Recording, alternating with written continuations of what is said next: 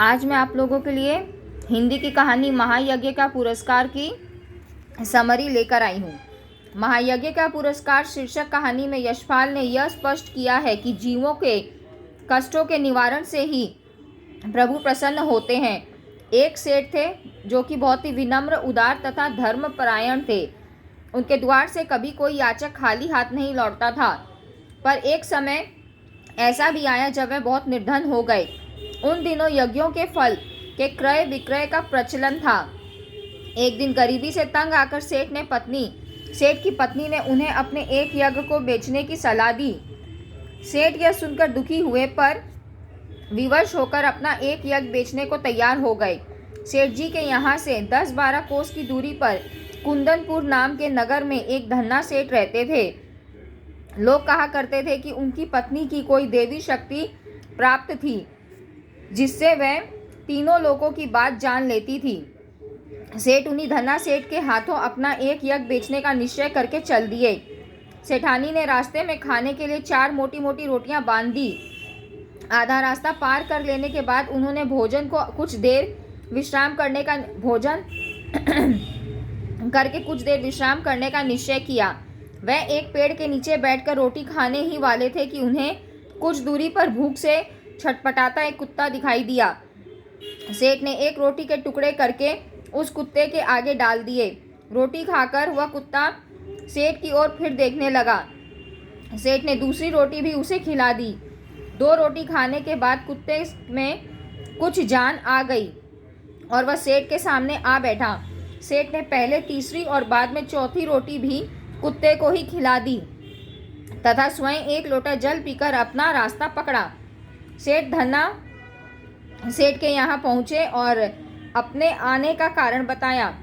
तभी धन्ना सेठ की पत्नी आ गई और बोली, यज्ञ खरीदने के लिए तो हम तैयार हैं, पर आपको अपना महायज्ञ बेचना होगा।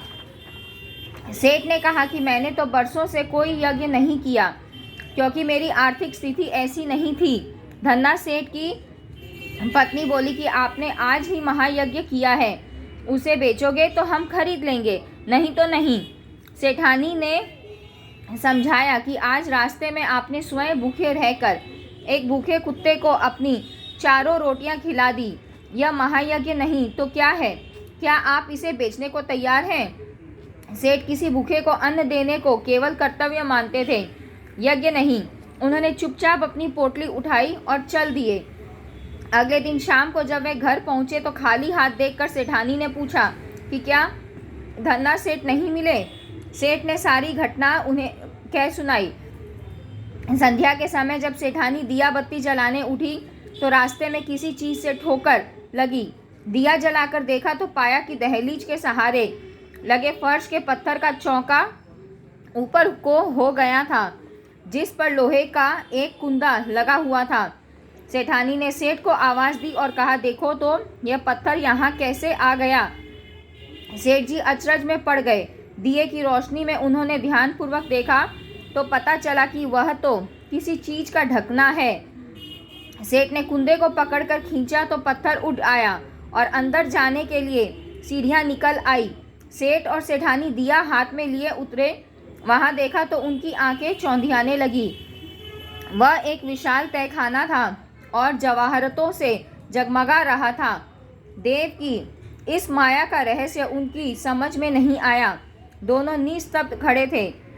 तभी अदृश्य पर स्पष्ट स्वर में उन्हें सुनाई दिया, ओ सेठ, स्वयं भूखे रहकर अपना कर्तव्य मानकर प्रसन्नचित्त तुमने मरणासन कुत्ते को 4 रोटियां खिलाकर उसकी जान बचाई।